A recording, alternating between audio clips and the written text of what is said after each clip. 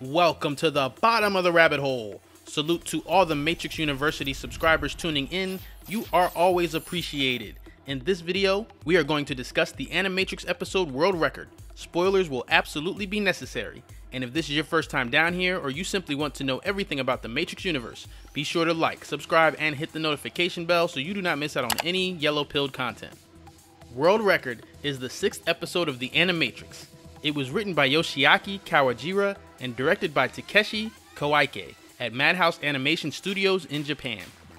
This is the same Madhouse studio that writer-director Peter Chung mentioned previously in the matriculated video here on this channel.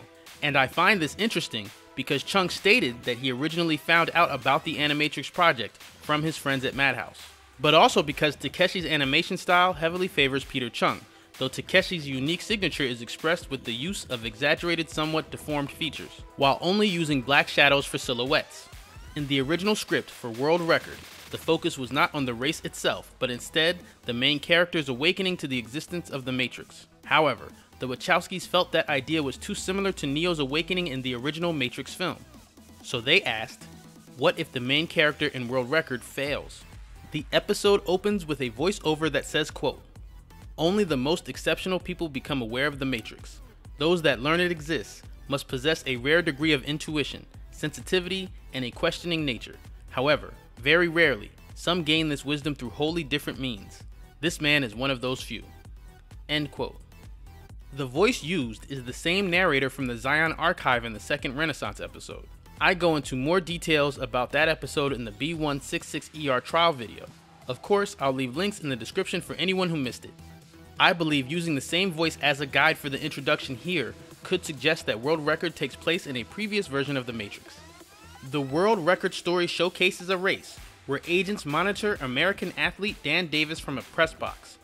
The agent confirms the signal is stable and the frequency will remain open. Flashbacks are then mixed into the current action sequences of this featured race. The first flashback is the main character Dan consulting with his father. In a previous race, he set a record of 8.99 seconds, but his record was revoked. As you can see in the newspaper article, it claims that he was disqualified after testing positive for drug use. His father tells Dan that he believes him. It must be some kind of mix-up, and that Dan will clear it up, encouraging his son to move forward and continue to the next race. Dan tells his father that he doesn't know what to believe in anymore, which I believe suggests that the athlete did not use any performance-enhancing drugs, but rather the system created the failed drug test story in an attempt to discourage the athlete from pushing the limits. His father then says he has great faith in his son, and that he knows he can do it. Speaking of faith, I noticed that not only is Dan's father wearing a cross, but you can find many crosses throughout the entire episode. In fact, the first person to count how many different scenes have a cross hidden in the shot for this video will get their comment pinned to the top of the comment section.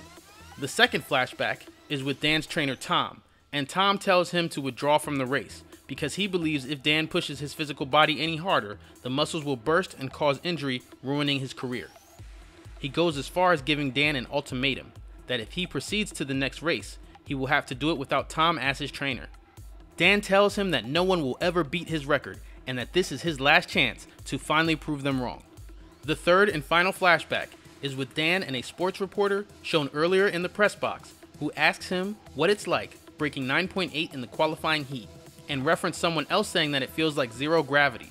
Dan replies that you're released from the world and you're totally free. The reporter then says she's a fan and wishes Dan good luck. When the episode goes back to the current race, Dan's muscles begin to burst as his trainer predicted. Momentarily falling behind the other runners, the announcer says American Dan Davis is down. The agents report that the signal has become unstable. Yet Dan is able to keep running, pushing through the excruciating pain and again gaining speed on the other runners. Taking the lead in spite of his real-time injuries, the agent in charge, posted above the crowd in one of the stadium luxury suites, instructs the agents on standby saying he cannot wake up. Do not let him wake up. At this point, the agents manipulate time itself, freezing the entire crowd. Despite the agent's manipulation of time, Dan continues to run in more of a bullet time-like environment. Unaware that he is now being chased by agents, Dan manages to stay ahead of their grasp and approach the finish line. Just as Dan is about to run across the finish line, he begins to notice red numbers of code emerge from the ground, at which point he self-substantiates and wakes up in his pod for the first time in the real world. While making this video, I noticed for the first time that he actually removes his own head jack inside the pod. This action likely alerted the DocBot that shows up immediately. The DocBot activates clamps that restrain Davis inside the pod and administers electric shock. After being electrocuted until he passes out in the real world, Dan is then reinserted into the Matrix unconscious, tumbling over the finish line as if no time had passed. Still winning the race by a large margin, he lay motionless on the ground, much to the shock and horror of the crowd and other runners. The clock shows that he beat his previous record with a new time of 8.72 seconds, setting a new world record. The next scene ends the episode, showing Dan in a wheelchair, being pushed down a hallway by a chatty nurse who is talking about her aunt that used to take her to Broadway shows, then wrote a novel and now lives in France. There is an agent at the end of the hallway reporting on Dan's status, stating that it was an interesting case, but nothing to be concerned about. His memory of the race was expunged with no residual effects, also reporting that he will never run or walk again. The agent says they'll continue monitoring him, but does not anticipate any future problems, praising his achievement, stating that it is a record that will live on in people's memories for years to come. However, the nurse bragged about her aunt's cherry pie and describes biting into it as a brief moment tasting perfection, like leaving your body or something, which I believe triggers Dan's memory of escaping the Matrix. Just as the agent says what more could anyone ask for, Dan drops the walnuts he was holding and utters the words free. The agent tells Dan to sit down and heads towards them.